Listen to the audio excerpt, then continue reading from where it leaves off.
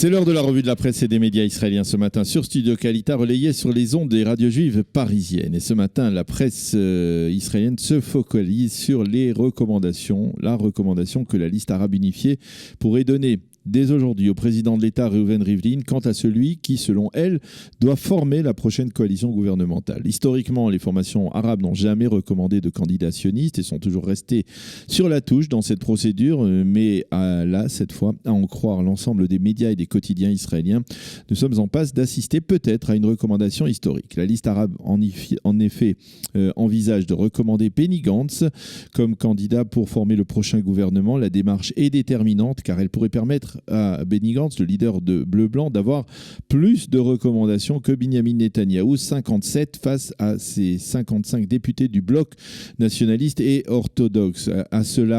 Cela accorderait au leader de Bleu-Blanc un avantage incontestable qui pourrait lui permettre d'être désigné donc dans les prochains jours comme le premier candidat pour former une coalition majoritaire. La manchette du Yediot Aharonot se rapporte bien évidemment à un tel développement, mais le grand quotidien apporte une précision de taille. La liste arabe n'est pas prête à recommander Gantz sans une contrepartie de la part du parti Bleu-Blanc, comme par exemple une promesse de mettre fin aux poursuites judiciaires dans le secteur arabe israélien face aux constructions illégales dans cette communauté, ou même à l'annulation de la fameuse loi sur l'État-nation. Or, et c'est la manchette du Yediot Aharonot, à Bleu-Blanc, on dément formellement ce matin avoir fait une telle promesse au parti arabe israélien. Yuval Karmi parle du prix à payer en échange de la recommandation des partis arabes, et tous les médias affirment qu'avant de prendre sa décision définitive concernant l'identité de celui à qui il confiera le soin de former la coalition, le président de l'État, Reuven Rivlin, a décidé d'asseoir autour de la même table, mardi ou mercredi, Binyamin Netanyahou et Benny Gantz afin de tenter de les persuader de former un gouvernement d'union nationale. Le président, dit-on, est déterminé à tout faire pour que le pays se dote très vite d'un gouvernement stable et qu'il n'y ait pas de troisième tour électoral.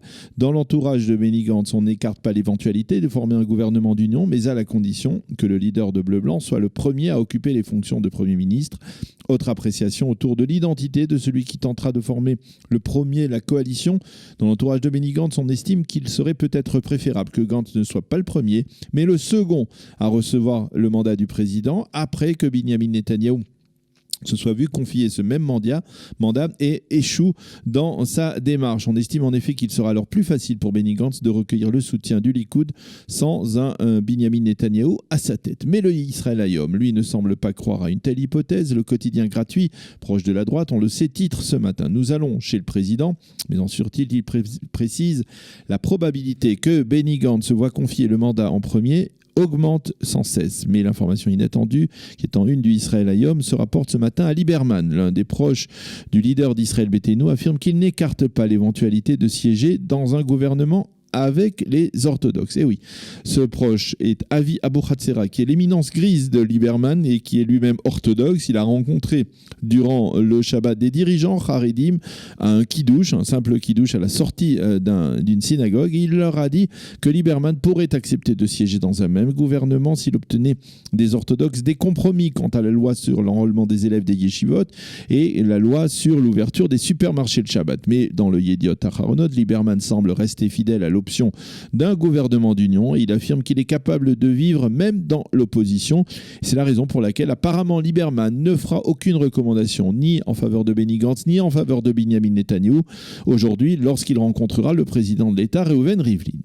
Qu'écrivent les éditorialistes du Israël Hayom ce matin? Ariel Kahana estime dans un éditorial pertinent que dans la conjoncture actuelle, il est préférable que la droite serve le peuple dans l'opposition plutôt que d'aller dans un gouvernement d'union nationale. En effet, écrit-il, l'alternative est saine pour une démocratie comme celle d'Israël, essentiellement car elle permettra plus rapidement à la droite de revenir au pouvoir, d'autant plus, précise Ariel Kahana, que selon lui, un gouvernement de centre-gauche dirigé par un homme aussi inexpérimenté en matière politique que Benny Gantz, n'aura que peu de chances d'aller au bout de son mandat.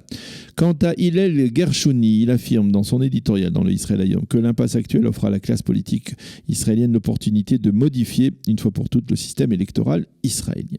Le Maariv lui reprend le titre du Yediot Aharonot sur la contrepartie en échange d'une recommandation des partis arabes en faveur de Benny Gantz. Et dans le Maariv de Shabbat, il faut consulter l'analyse de Kalman Lipskin qui affirme que l'échec répété d'Ayelet Shaked et de Naftali Bennett lors des 2 dernières consultations électorales doit les conduire à une seule et unique conclusion. déposer les clés et se retirer pour l'instant de la vie politique. Le Haaretz, lui, affirme haut et clair que la liste arabe ne recommandera pas Benny Gantz, en tout cas ne le recommandera qu'en échange d'une série de conditions, dont l'une des autres que l'annulation de la loi sur l'État-nation. Quant à Guy Rosnick, dans le Haaretz ce jour, il affirme que la clé d'un gouvernement se trouve entre les mains du politicien israélien le plus cynique de ces dernières années. Il s'agit pour lui d'Avigdor Lieberman. D'autres titres dans la presse israélienne de ce matin. Les journaux reviennent sur la rencontre de vendredi entre Benjamin Netanyahou et le conseiller sortant du président Donald Trump pour le Proche-Orient, Jason Greenblatt. Au cours de cette rencontre, il a été question du deal du siècle que l'administration Trump pourrait révéler dans les prochaines semaines. Les relations entre nos deux pays sont formidablement solides, a déclaré Greenblatt dans le cadre de cette rencontre. Mais la nouveauté de ce énième passage de Greenblatt à Jérusalem est la rencontre qui est prévue demain avec Benny Gantz pour la première fois. En marge de cette visite, la nouvelle ambassadrice des États-Unis à l'ONU, Kelly Craft, a promis, je la cite, que son pays soutiendra toujours l'État d'Israël. Le Yediot Ahronoth fait ce matin honneur au lieutenant-colonel Mem, qui a été tué en protégeant avec bravoure ses camarades lors de la fameuse opération des commandos Matkal à l'intérieur de Khan Younes en novembre dernier, opération qui, on le sait, s'était très mal terminée.